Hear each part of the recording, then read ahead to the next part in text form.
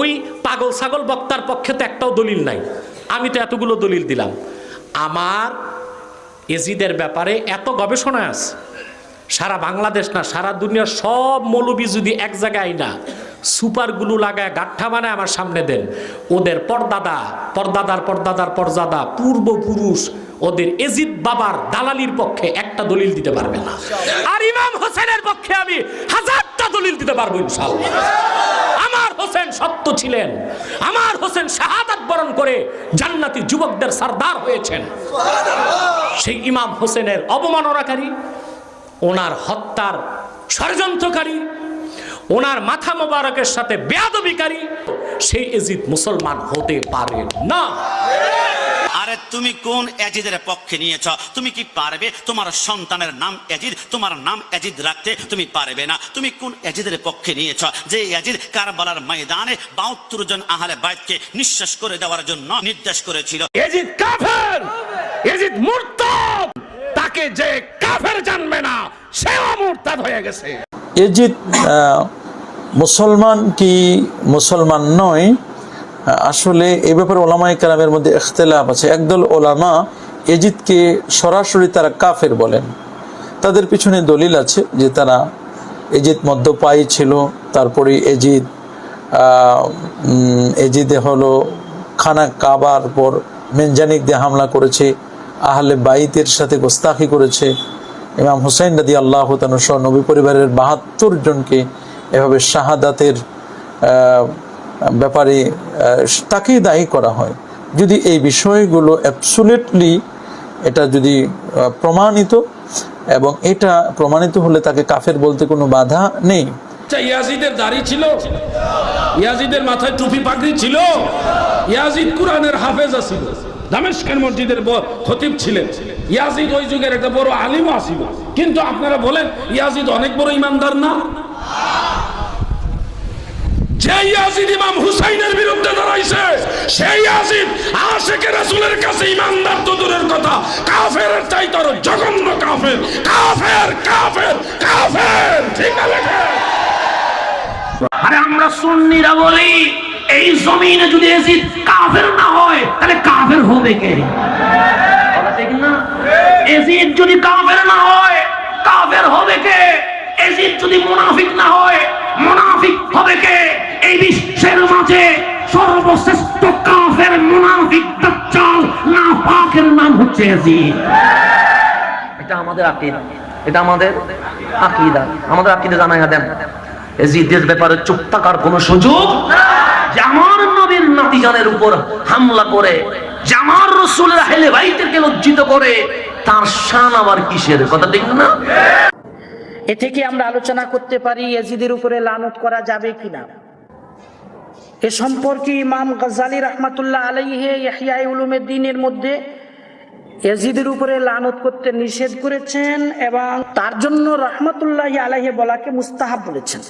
রাসূলুল্লাহ সাল্লাল্লাহু আলাইহি ওয়াসাল্লাম একদিন বলেছিলেন, আউয়ালু জাইশিম মিন উম্মতি ইয়াগজুনাল বাহরা ক্বাদ আওজাবু, আমার উম্মতের প্রথম সৈন্যদল যারা সামুদ্রিক অভিযান করবে, মানে যারা সমুদ্র পথে যুদ্ধ করবে, আল্লাহ পাক তাদের জন্য জান্নাত ওয়াজিব করে দেবেন। উম্মে হারাম বিনতে মিলহান বললেন, আমি বললাম ইয়া রাসূলুল্লাহ আমি সেই দলে থাকতে পারবো? আল্লাহ রাসূল সাল্লাল্লাহু আলাইহি ওয়াসাল্লাম বলেছিলেন, আনতি ফীহিম, তুমি সেই দলের সঙ্গে ইনশাআল্লাহ শামিল থাকবে। তারপরে রাসূলুল্লাহ সাল্লাল্লাহু আলাইহি ওয়াসাল্লাম আবার বললেন, আউয়ালু জাইশিম মিন উম্মতি ইয়াগজুনা মদিনাতা কায়সার মাগফুরুল লাহুম, আমার উম্মতের প্রথম সৈন্যদল যারা রোমের এক বিশেষ শহরের উপরে আক্রমণ করবে, আল্লাহ রাব্বুল আলামিন তাদের সবাইকে ক্ষমা করে দেবেন। উম্মে হারাম বিনতে মিলহান বলছেন, আমি আরজ করলাম ইয়া রাসূলুল্লাহ আমি এই দলে থাকতে পারবো? আল্লাহ রাসূল সাল্লাল্লাহু আলাইহি ওয়াসাল্লাম বললেন, না। এটা সহিহ বুখারীর ২৯২৪ নম্বর হাদিস। রাসূলুল্লাহ সাল্লাল্লাহু আলাইহি ওয়াসাল্লামের ভবিষ্যৎবাণী অনুযায়ী এই উম্মত প্রথম যে সামুদ্রিক যুদ্ধ করেছে মুআবিয়া রাদিয়াল্লাহু তাআলা আনহুর জামানায় উম্মে হারাম বিনতে মিলহান সেই যুদ্ধে শামিল ছিলেন।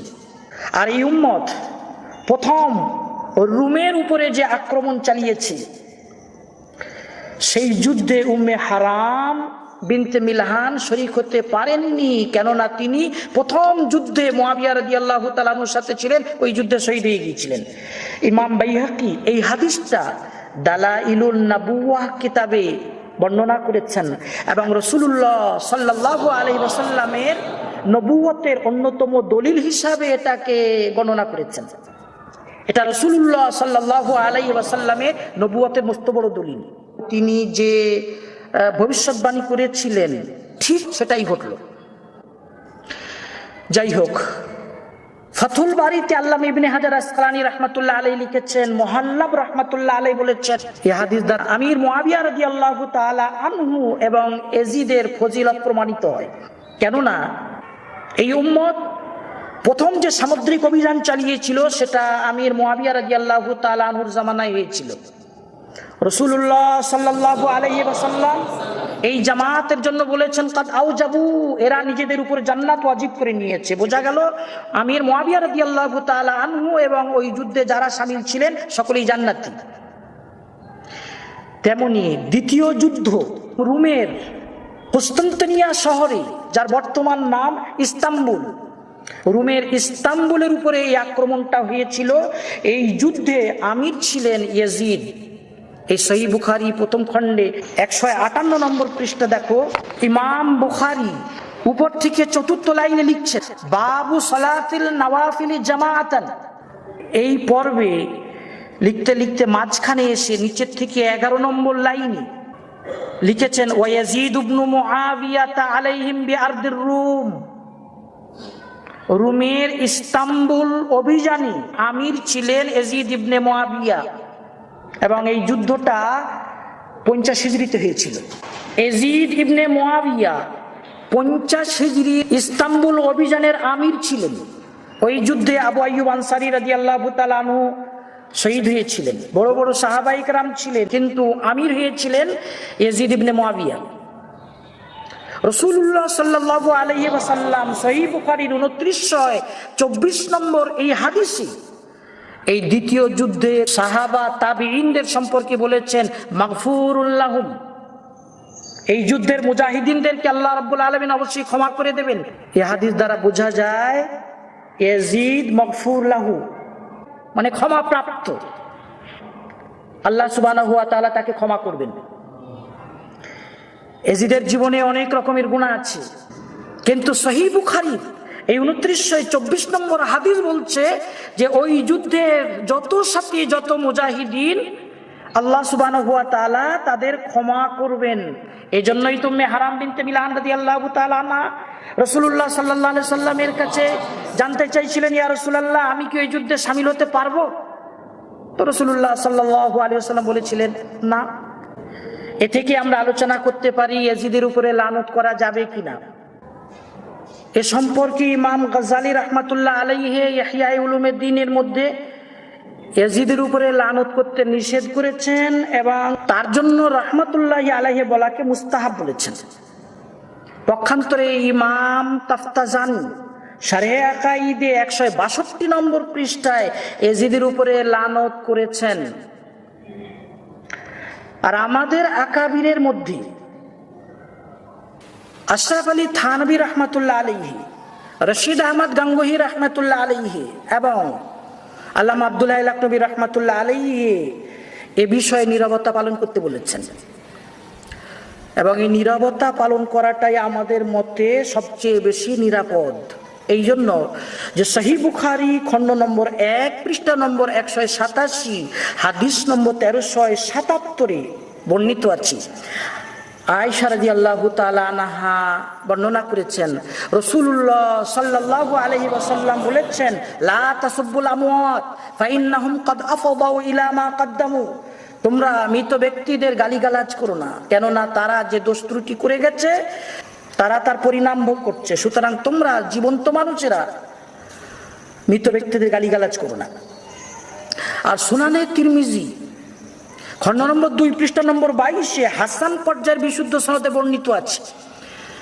ইবনে উমর রাদিয়াল্লাহু তাআলা আনহুমা বর্ণনা করেছেন, রাসূলুল্লাহ সাল্লাল্লাহু আলাইহি ওয়াসাল্লাম বলেছেন, লা ইয়াকুনুল মুমিনু লাআনান, লানত করা মুমিনের শান নয়, এই জন্য আমরা লানত করি না। আবার এজিদ সম্পর্কে রহমাতুল্লাহ আলাইহি বলতে মন চায় না, সুতরাং নীরবতা পালন করাটাই সতর্কতা।